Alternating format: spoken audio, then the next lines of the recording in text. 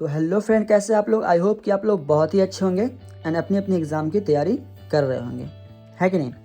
तो फ्रेंड, आज हम लोग क्वेश्चन फर्स्ट पहला जो देखेंगे, कैरेक्टरिस्टिक्स ऑफ केमिकल रिएक्शंस, पहला क्वेश्चन है मेरा।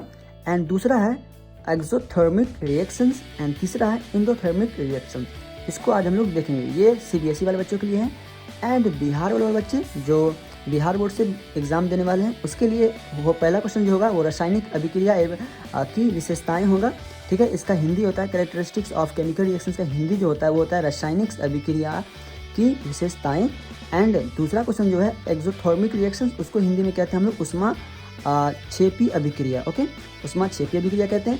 एंड तीसरा जो है इंडोथर्मिक रिएक्शन, इसे हम तीसरे को हिंदी में कहते हैं उष्मा शोषी अभिक्रिया। ठीक है, तो आज की क्लास में हम लोग ये सारा क्वेश्चंस को डिटेल्स में पढ़ने वाले। वीडियो को स्किप बिल्कुल भी मत करिएगा, वीडियो को पूरा देखिएगा ताकि आपको तीनों क्वेश्चंस काफ़ी आसान तरीके से समझ में आ जाए। ठीक है, तो आज हम जो इसको एक्सप्लेन करेंगे वो हिंदी और इंग्लिश दोनों मेथड में एक्सप्लेन करेंगे। ओके, तो चलिए वीडियो को स्टार्ट करते हैं। तो देखिए यहाँ पे जो पहला क्वेश्चन का मैंने आंसर लिखा है काफ़ी आसान तरीके से लिखा है। अभी मैंने काफ़ी आसान तरीके से इसको एक्सप्लेन भी करूँगा। ठीक है, जब मैं इसकी पूरी डिटेल्स में बात करूँगा तब आपको सारा डिटेल्स में बता दूंगा। फिलहाल जो पूछा गया उसके बारे में आप ध्यान दें। ठीक है, तो पूछ रहे हैं यहाँ पे मेरा पहला क्वेश्चन है वो कैरेक्टरिस्टिक्स ऑफ केमिकल रिएक्शंस, मतलब रासायनिक अभिक्रिया की विशेषताएं। ठीक है, तो मैंने 5 कैरेक्टरिस्टिक्स ऑफ केमिकल रिएक्शंस को लिखा। ओके, पहला जो है मेरा वो ऑरिजिन ऑफ गैस है, जिसे हिंदी में गैस की उत्पत्ति कहते हैं, है कि नहीं। जब कोई रिएक्शंस को हम करवाते हैं तो उसमें कोई भी गंध या कोई भी स्मेल निकलता है उसे ही हम ऑरिजिन ऑफ गैस कहते हैं ना, गैस की उत्पत्ति। जिसे कोई भी रासायनिक अभिक्रिया में, कोई भी केमिकल रिएक्शंस करवाते हैं, अगर किसी चीज़ का गैस निकलता है, किसी चीज़ का फील होता है हमें कि कुछ गंध हो रहा है ना, स्मेल कर रहा है, तो उसी को हम क्या कहते हैं, गैस की उत्पत्ति, ऑरिजिन ऑफ गैस कहते हैं। इसके बारे में हम आगे डिटेल्स में पढ़ेंगे। ओके, अब दूसरा जो है वो है प्रेसिपिटेड फॉर्मेशंस। क्या बोले, प्रेसिपिटेट फॉर्मेशंस, जिसे हम हिंदी में अपक्षेपण का बनना कहते हैं। ठीक है, तो कोई भी रिएक्शंस हम करवाते हैं जिसमें अपक्षेप बनता है। लाइक मान लेते हैं कि अगर हम सरफ को पानी में घोल देते हैं तो वहाँ पे क्या होता है, एक अपक्षेप बनता है सरफ का ना, वाइट जो होता है एकदम हल्का टाइप का जो होता है उसे अपक्षेपण कहते हैं। क्या कहते हैं उसे, प्रेसिपिटेट कहते हैं ना, प्रेसिपिटेट फॉर्मेशंस उसे कहते हैं उस रिएक्शन को। ठीक है, तो उसके बारे में हम लोग आगे डिस्कशन करेंगे। तो फिलहाल ये मेरा दो विशेषता है। दूसरा विशेषता हुआ, तीसरा विशेषता कलर चेंज है ना। क्या कहते हैं बोले, कलर चेंज, रंग में परिवर्तन। देखे होंगे आप कभी भी अगर आप चीनी को पानी में मिलाते हैं तो चीनी का पानी का जो रंग होता है वो चेंज होता है, वो भी एक रिएक्शन है। ठीक है, तो उसे कलर चेंज रिएक्शंस भी कह सकते हैं, कलर में परिवर्तन जो उसे भी एक रिएक्शंस कहेंगे, केमिकल रिएक्शंस कहेंगे।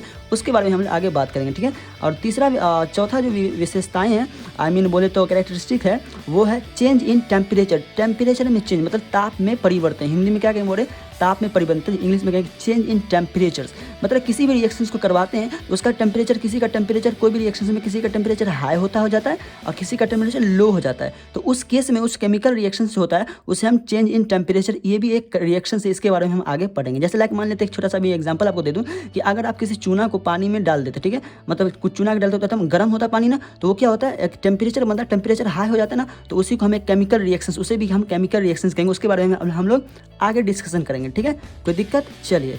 और 5 नंबर क्वेश्चन देखिए, चेंज इन स्टेटस। क्या बोले, चेंज इन स्टेट, अवस्था में परिवर्तन। ठीक है, तो इसको भी हम देंगे, अवस्था में परिवर्तन। इसका कोई एग्जांपल दूं, इसका एग्जांपल आप बोल सकते हैं कि जब आप मिश्री जानते हैं, जो चीनी का सबसे बड़ा पॉइंट होता है, बड़ा वाला पॉइंट चीनी वाला है ना, शुगर का जो बड़ा पॉइंट होता है, तो वो मिश्री होता है। एक्चुअली हम लोग जो जाएंगे दुकान पे तो मांगते हैं मिश्री दो।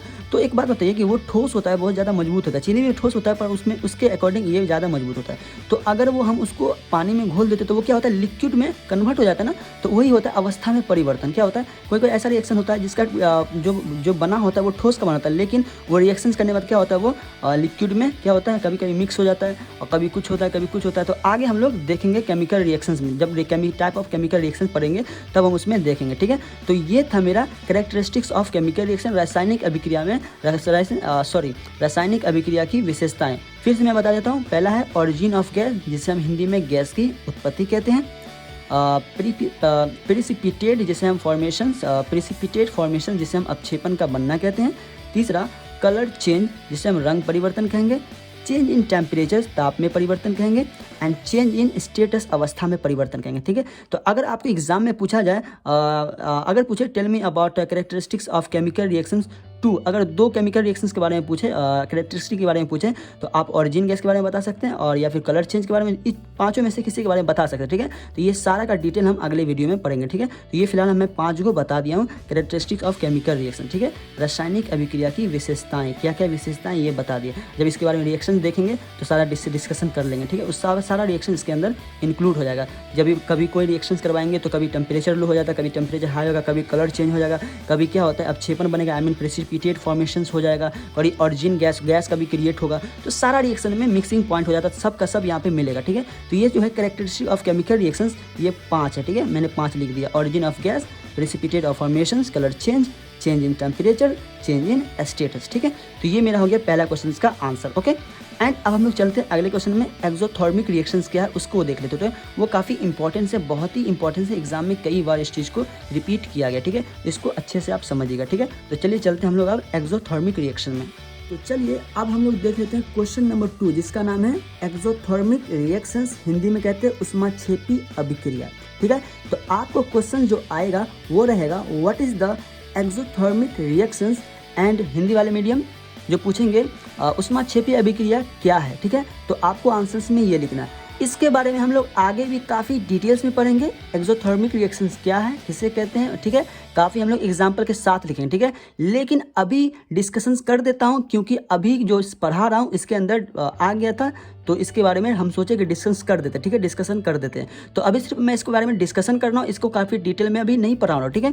तो अभी डिस्कशन कर रहा हूँ, ठीक है। जैसा कि मैं बताया डिटेल्स में पढ़ेंगे, लेकिन अभी डिटेल्स में नहीं देखेंगे, क्योंकि इसके बारे में हम लोग फिजिक्स में भी पढ़ने वाले, ठीक है। तो फिजिक्स में काफ़ी डिटेल में बताया गया है, एंड केमिस्ट्री में बताया गया है, ठीक है। तो दोनों में हम लोग मिला करके जब पढ़ेंगे, जब आगे पढ़ेंगे अगले क्लास में, तो इसके बारे में काफ़ी डिटेल में पढ़ेंगे, ठीक है। तो फिलहाल अभी जो हम पढ़ा रहे हैं उसको ध्यान दीजिए, ठीक है। अगर आपको इतना भी याद रहता है तो आपको 2 नंबर मिल सकते हैं। 2 मार्क का क्वेश्चन आता है, क्वेश्चन को पूछता है, ठीक है, 2 मार्क में पूछा जाता है, ठीक है। तो कहता है कि एक्सोथर्मिक रिएक्शंस, कहता है कि यहाँ पे जो मैंने लिखा हूँ कि exothermic reactions are chemical reactions, क्या है बोले, एक्सोथर्मिक रिएक्शन जो है वो एक रासायनिक अभिक्रिया है, केमिकल रिएक्शंस है, दैट जो प्रोड्यूस करता है, मतलब छोड़ता है क्या, हीट को, उष्मा को क्या करता है, छोड़ता है ना, प्रोड्यूस करता है, इस कॉल्ड वही क्या कहलाता है, एक्सोथर्मिक रिएक्शंस कहलाता है। मतलब वैसी रासायनिक अभिक्रिया जो उष्मा को क्या करे, प्रोड्यूस करे, छोड़ दे, उसे क्या कहते हैं हम, उष्माक्षेपी अभिक्रिया, ठीक है। हिंदी वाले मीडियम इसके नोट कर ले, ठीक है, मेरे बातों को नोट कर ले, ठीक है। एंड प्राइवेट वाले बच्चे, सीबीएसई वाले बच्चे यहाँ देखें, exothermic reactions are chemical reactions that produce heat is called exothermic reactions, okay.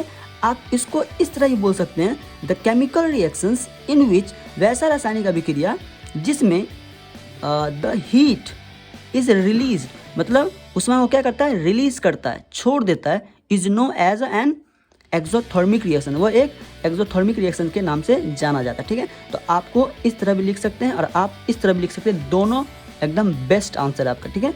And आगे जो चलेंगे हम लोग क्वेश्चन नंबर 3 में देखें, इंडोथर्मिक रिएक्शन, जिसे हम हिंदी में उष्माशोषी अभिक्रिया कहते हैं, उष्माशोषी और इंडोथर्मिक इंग्लिश में कहते हैं, ठीक है। तो इसका देखिए काफ़ी आसान है, और रिएक्शंस इन विच, वैसा रिएक्शन, वैसी रस अभिक्रिया जिसमें, इन विच हीट इज एब्जॉर्ब, क्या करता है, एब्जॉर्ब करता है, हीट को क्या करता है, उष्मा को क्या करता है, एब्जॉर्ब कर लेता है, हीट को एब्जॉर्ब करता है, इस कॉल्ड वही कहलाता है इंडोथर्मिक रिएक्शन, ठीक है। तो इस तरीके से हम लोग इस क्वेश्चन को बनाते हैं, हल करते हैं, इसके बारे में हम लोग आगे वीडियो में भी हम लोग चर्चा करने वाले थे, ओके।